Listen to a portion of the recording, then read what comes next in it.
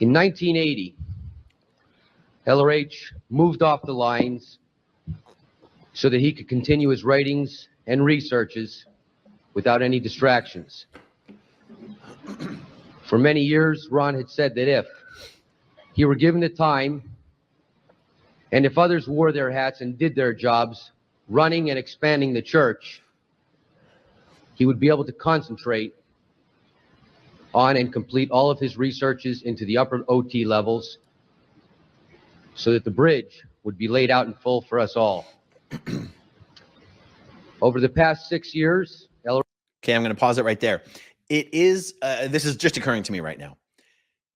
That is what Scientologists believe is the explanation for L. Ron Hubbard being off into hiding. They don't call it hiding. They call it seclusion for the last 6 years of his life, is he needed to dedicate himself to finishing his research into the upper OT levels to salvage this sector of the Galactic Federation. But what just occurred to me is there's something else L. Ron Hubbard was doing during those 6 years. He wrote the Decology, the 10-part series Mission Earth books, which are incredibly sexually perverted. And he wrote Battlefield Earth.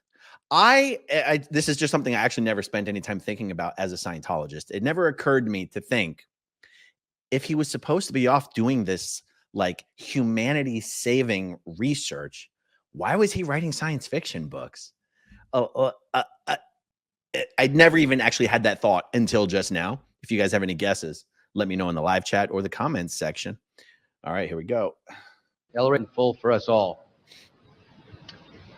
Over the past 6 years, LRH has indeed been intensively researching the upper bands of OT. You are already enjoying the fruits of some of these researches, most notably solo knots. And more recently, you heard in Ron's Journal 39 that he had... Okay, so I know the explanation is there on the screen, but solo knots is OT7. OT7 and solo knots are one and the same. New era knots means new era Dianetics for OTs. And this is a phrase that Scientologists who do not know what's on the OT levels are still familiar with this word knots, NED, New Era Dianetics, knots, New Era Dianetics for OTs. They know knots is OT5. They know solo knots is OT7. What they don't know is that New Era Dianetics for OTs basically means the processes by which you telepathically communicate with this alien spirits that are stuck to your body and convince them to leave. Scientologists don't know that that's what that means until they get to those levels. He had fully written up OT8, which would be released 39. Sorry. That he had, and more recently, you heard in Ron's Journal 39 that he had fully written up OT8, which would be released at the appropriate time by international management. As you may have surmised. So, by the way, what that means is that as we're watching this event video, OT8 had not yet been released. Now, what's confusing to me is that it did just sound like, based on what he said about you're already enjoying the fruits of solo knots, it sounds like OT7 is already released. But it also sounds like, from what he says later, no one has yet finished OT7. OT7 takes years and years and years and years and years. And then later in this event video, someone mentions that, I think it might even be David Miscavige, mentions that senior CSN, Mark Yeager, is going to finish solo knots and Dave's going to supervise him on it. It's weird. We'll get to it. But OT8 has not yet been released. OT8 was released when the ship was christened, the Freewinds ship, and that has not occurred yet as of this video. LRH has completed many levels beyond that. Approximately 2 weeks ago, he completed all of his researches he had set out to do.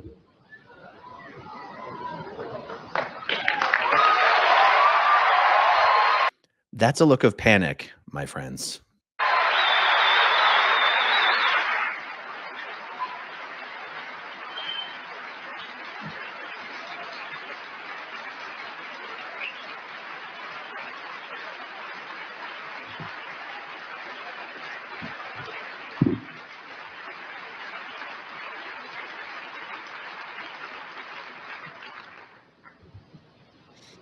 He He has now moved on to his next level of OT research.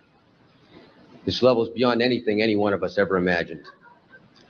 This level is in fact done in an exterior state, meaning exterior state means, I know some of you guys already know all this stuff, but I'm just for the newcomers.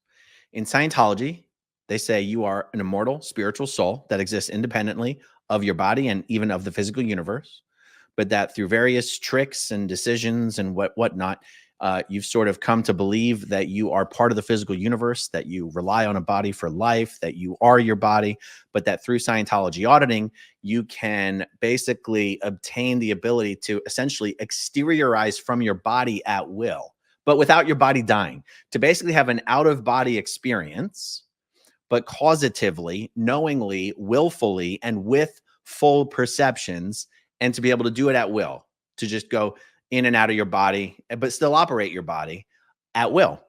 And it's one thing that Scientologists are all very much hoping they will achieve with auditing. They are promised they will achieve it with auditing. No one's ever achieved it with auditing, but a lot of Scientologists pretend that they have achieved it.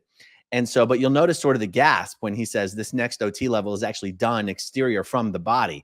All other auditing in Scientology is obviously done in the body, holding onto the cans of the e-meter. And so he's saying something that is very tantalizing to Scientologists. Level is in fact done in an exterior state, meaning that it is done completely exterior from the body. At this level of OT, the body is nothing more than an impediment and encumbrance to any further gain as an OT.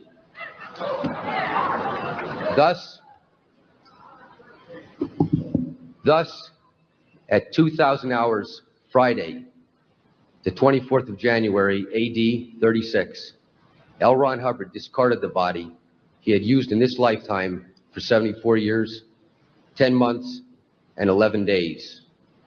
The body he had used to facilitate his existence in this messed universe had ceased to be useful, and in fact, had become an impediment to the work he now must do outside of its confines. We felt it was important as Scientologists that you were the first to become aware of this fact. I can understand that many of you are probably experiencing the effects of a secondary. However, it is important that you can put this into the proper perspective. LRH defines a body in the Tech Dictionary as an identifying form or non-identifying form to facilitate the control of, the communication of, and with, and the havingness of the Thetan in his existence in the meshed universe. The body is a physical object. It is not the being himself. The being we knew as L. Ron Hubbard still exists. However, the body he had could no longer serve his purposes. This decision was one made at complete cause by L. Ron Hubbard. Although you may feel grief, understand that he did not and does not now. Okay, so it is interesting to me to note that it is very, very important at this event for Scientology management to emphasize and reiterate over and over again that L. Ron Hubbard's body did not fail on him, that his body did not die, his body did not stop working, there was nothing physically, medically wrong with his body, and it was just L. Ron Hubbard choosing to let it go to accomplish other things that he needed to accomplish. It is so important for Scientology management to emphasize this point, because if Scientologists were to believe anything otherwise, it would negate and minimize, and it would contradict the entire purpose of Scientology, the entire point of Scientology. Scientology is supposed to put you cause over life, cause over mess. He used the word mess there in the video, and I put the definition of it at the bottom of the video. Matter, energy, space, and time. It's Scientology's little acronym for the physical universe. The Thetan is supposed to be superior to the physical universe. We're supposed to be living in the matrix, where the world is our sandbox, and we control it just like Morpheus and Neo can instantly give themselves powers in the real world by, either downloading or uploading software. It's supposed to be very much that kind of relationship between Thetans, Theta, the Theta universe, and the mesh universe, the physical universe. You're not supposed, Scientology auditing and reaching the state of full operating Thetan is supposed to put you into a position where basically the physical universe is your bitch. Like, it's not possible for your body to just die on you. Maybe if it was like 110 years old, but LRH was only 70 something. And so you'll notice, for me, David Miscavige is doing a pretty good job of not being too heavy-handed in making that point. But boy, when Pat Broker gets on the stage, he is awful. He is horrible. He is like really trying to shove it in anyone's faces, where it's almost like, yeah, he did this on purpose, and you really get the sense of, and don't you dare believe otherwise. Like, it's really, it gets weird. All right, let's keep going. He has simply moved on to his next step. LRH has said, if I have fought for a quarter of a century, most of it alone, to keep this work from serving to uphold the enslavers of man, to keep it free from some destructive pitch or slant, then you certainly can carry that motif a little further. He goes on to say, I'll not always be here on guard. The stars twinkle in the Milky Way, and the wind sighs for songs across the empty fields of a planet a galaxy away. As Scientologists, we know more than anyone that we are not bodies.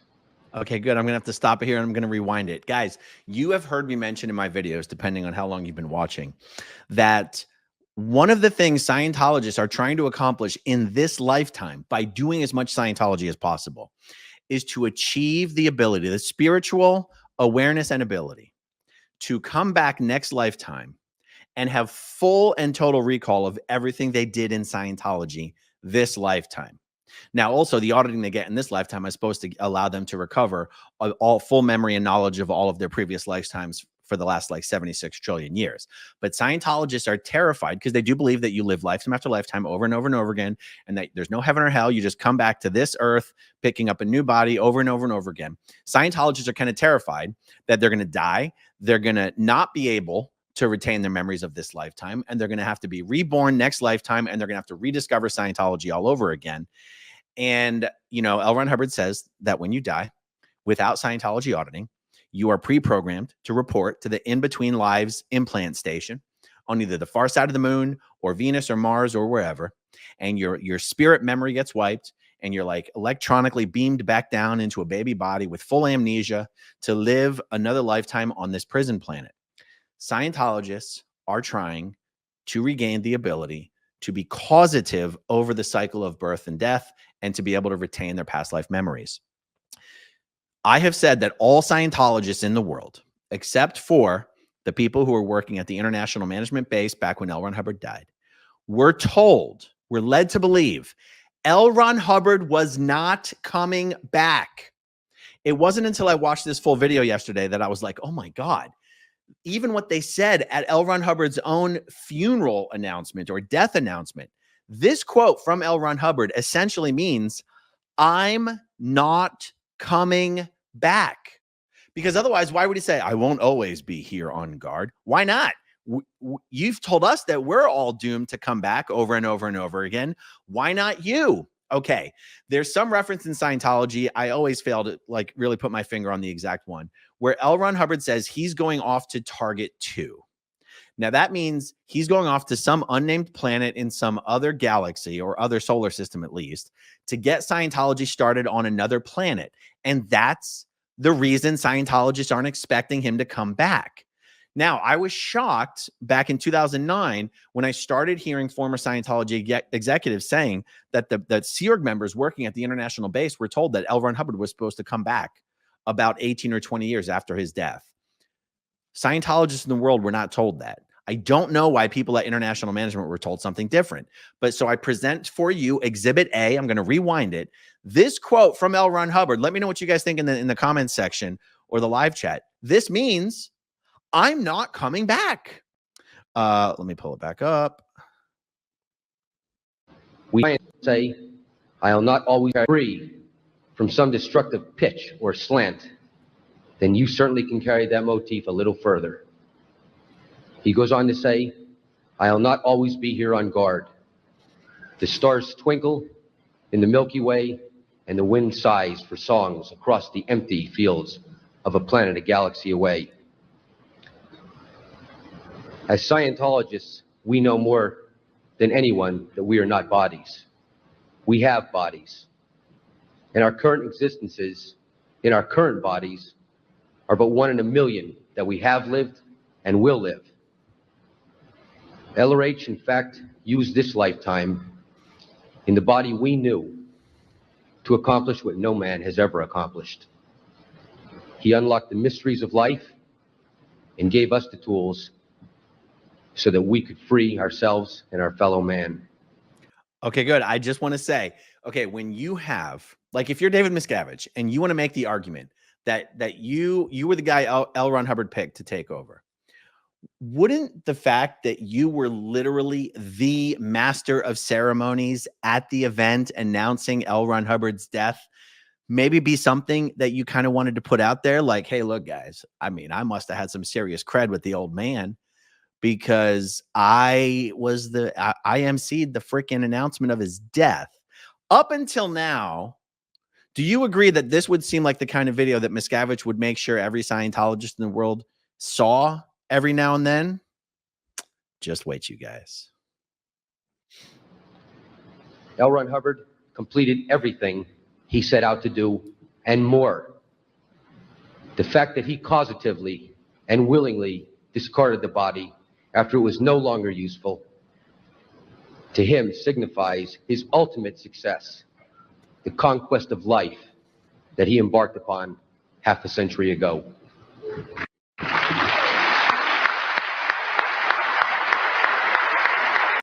Okay, good. We'll skip the multi-minute standing ovation. And, oh, this is a weird one, guys. David Miscavige introduces L. Ron Hubbard's attorney. And I actually don't want to watch this whole part, but let's just watch a little bit of it. In the future, the attorney who handled this, I want to bring on attentions were you of a few more. The rest of this event is devoted to informing you of a few more details of this matter and what LRH's intentions were, and also a look to the future. The first person I want to bring on here with me is Mr. Earl Cooley, who was the attorney who handled this matter at the time. Please welcome him. Introduced as the attorney who handled this matter at the time. Not exactly some sort of a stellar introduction. Now, I've watched this whole segment. This whole segment is not even particularly interesting. It's very weird, actually. I think the audience would probably be under the impression that this guy wasn't even a Scientologist. My understanding is that at least by the end of his life, Earl Cooley very much did become a Scientologist. I am aware of people being sent out to audit him, particularly towards the end of his life.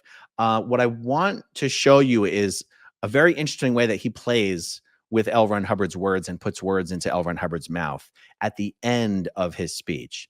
He basically announces that LRH left behind some money for his kids and some other people and left everything else to Scientology. And that by doing this, L. Ron Hubbard has said, and then he puts a whole bunch of words into L. Ron Hubbard's mouth as if he's actually quoting Hubbard, but he's very much not. So here, let me try to find the end here.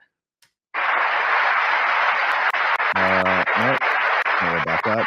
Sorry, guys. Put your hands. You can do it all. Your future and his confidence in the present management of the church is by.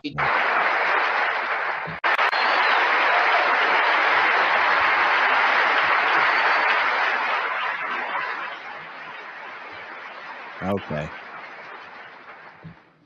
Thus, by the decision to continue his work outside the confines of his body, and by the decision to do it now, and to make Scientology the principal object of his generosity, L. Ron Hubbard has given the ultimate expression of his love for you and his confidence in the present management of the church.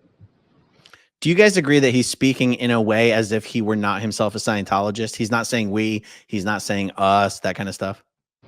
He has, in effect, told us Oh, there it is. the church is in good hands. You can do it all. Your future is assured. Secure in this knowledge, I choose to go about my work elsewhere. What? You have all of the tools. Doesn't it sound like he's reading a speech? He's literally putting words into L. Ron Hubbard's mouth. You have all of the resources to take this planet and to save mankind. Support and rally behind your leaders. Together, you will win total victory and achieve the ultimate goals of Scientology. Take what I have given you. What? With my love. You've got it. He just made up a speech. He just made up a speech. I can't get over it, you guys. We have to watch this again. I'm sorry. I hope you guys don't mind. He just made up an entire speech as if it was L. Ron Hubbard's.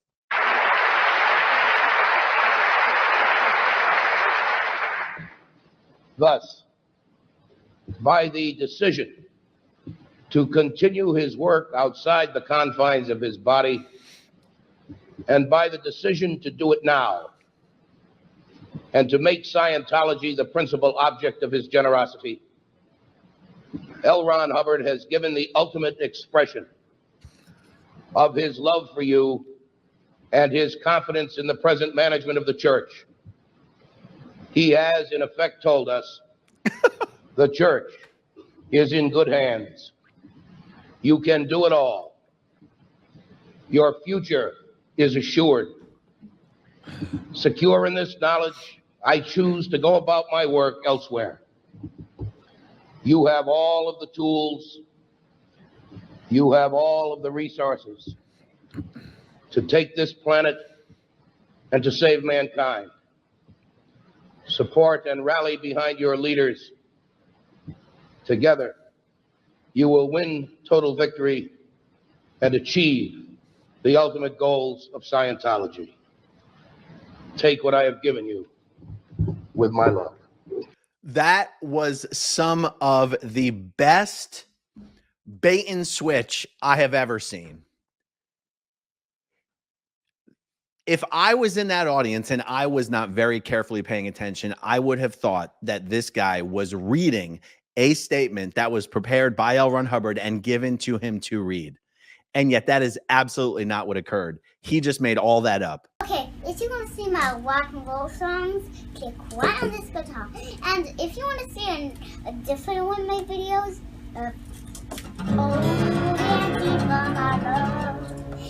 then you could click right inside here. If you have subscribed or not, subscribe right here. Bye.